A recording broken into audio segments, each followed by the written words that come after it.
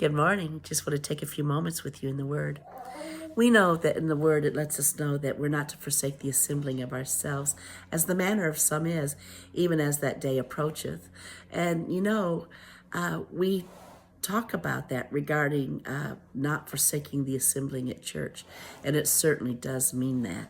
And especially as that day of the return of Jesus approaches, we need to meet together as often as we can.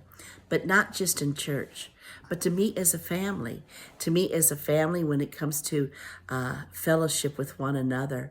You know, when the church was birthed, the disciples, they met regularly, having meals together, prayer together. God says that when two or three gather together, there he is in the midst of them. And there's just such a strength, a power of us coming together.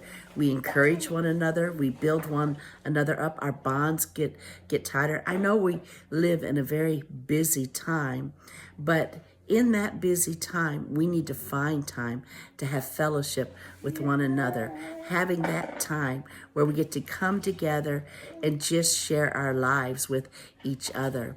Now, sometimes we don't utilize the creative way God's have given us to connect with each other, and that's through texting and social media, such as that.